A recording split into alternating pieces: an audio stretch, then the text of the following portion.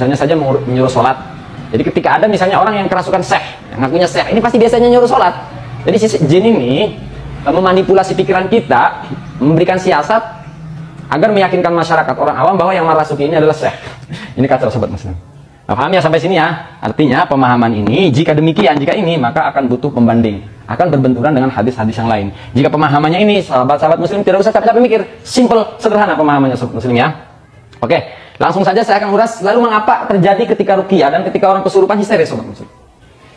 Jadi histeris itu adalah sebuah bentuk reaksi dari alam bawah sadar, terserah sebutnya, ataupun reaksi dari apa yang ia percaya di pikiran. Misal, kalau orang sudah mempercayai bahwa dalam tubuh manusia ini bisa dimasuki jin, menyebabkan jin lalu mengambil kesadaran, maka ketika diruqyah orang tersebut pasti akan histeris. Sekarang saya akan kasih pembandingnya sahabat muslim. Benarkah pemahamannya demikian maksudnya? Saya akan ajak sahabat muslim untuk jalan-jalan fikrah maksudnya.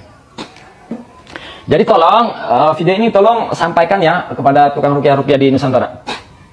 Itu tadi pemahaman ruqyah ya, jin merasuki ke tubuh manusia ketika masuk, ketika kesurupan, ketika ruqyah. Nah, saya silahkan cari para ruqyah ya. Sahabat muslim juga bisa cek ini, tes ini kan tes. Cari dukun yang bergelut dalam dunia hitam, dalam arti secara sudut pandang supernatural, dukun ini misalnya bergelut dengan setan ya. Artinya penuh dukun yang sesat, dengan dukun yang sesat, karena ada dukun yang sesat. Cari dukun yang benar-benar menyimpang lah, yang benar-benar bergaul dengan praktek-praktek setan. Dukun ini coba kasih sugesti. Sugesti dihadapkan dengan tukang ruqyah. Misalnya di sini Roki ya, tukang ruqyah, peruqyah. Nah, kalau si dukun ini menolak, walaupun bacaannya sampai Al-Qur'an selesai, ketika dia menolak, maka tidak akan ada reaksi. Kata si Roqyah ketika diskusi semalam, bahwa di si dukun itu kan kalau mau saya ruqyah disuruh istighfar, disuruh sholawat, disuruh tekad bengek. Nah, saya bilang perintah-perintah ini adalah bagian kecil daripada sebuah sugesti. Artinya walau ketika si dukun ini nolak, insya Allah tidak akan reaksi. Si dukun tersebut bilang, coba buktinya kalau nggak ada penyakitnya nggak reaksi. Saya bilang gini kepada si tukang ruqyah tersebut, carikan nanti saya tes orang yang sehat secara medis, saya akan cek. Kita lakukan tes, cek kesehatan seseorang, lalu saya sugesti agar bereaksi di tukang ruqyah. Lalu saya sugesti, lalu saya bawa ke tukang ruqyah, insya Allah akan ada reaksi. Jadi yang saya bahas di sini adalah reaksi ya, bukan ruqyah. Soal ruqyah kita sama-sama sepakat pengobatan ala Nabi Muhammad SAW. Jadi tidak dalam konteks membahas ruqyah. Tolong jangan dipelintir video saya ini ya. Jika orang itu sehat, tidak ada jin lah kasarnya. Di ruqyah, jika dia disugesti dulu, saya yang mensugesti ya, lalu saya bawa ke tukang ruqyah, insya Allah ada reaksi. Sebaliknya, jika dukun menolak, maka tidak akan reaksi. Sama lah, sobat muslim yang benar-benar menolak ataupun tidak percaya terhadap reaksi ruqyah, silakan cek di ruqyah, maka insya Allah tidak akan ada reaksi.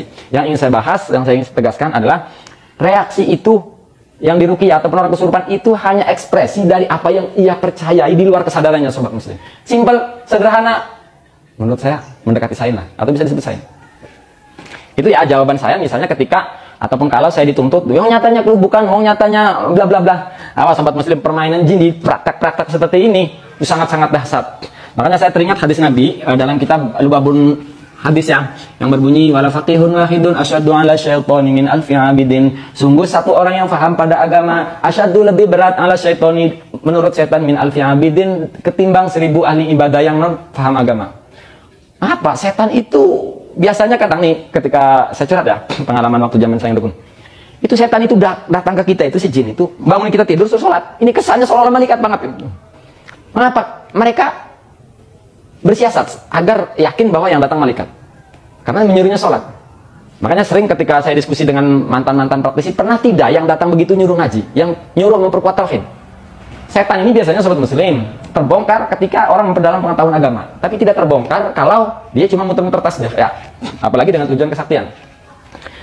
Saya ulang di sini, saya tegaskan, saya tidak anti ruqyah, bahkan tidak hanya ruqyah sobat muslim.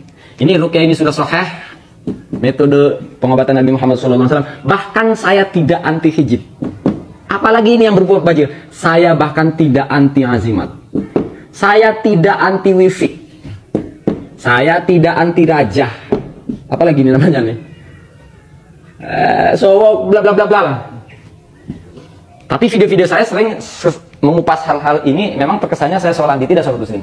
Jadi di bagian kedua ini, oke, saya tutup dulu pembahasan yang pertama, bahwasanya intinya menurut pemahaman saya, silakan ikut silakan tidak, jin masuk ke tubuh manusia ketika kesurupan sulit diterima, sobat Musa.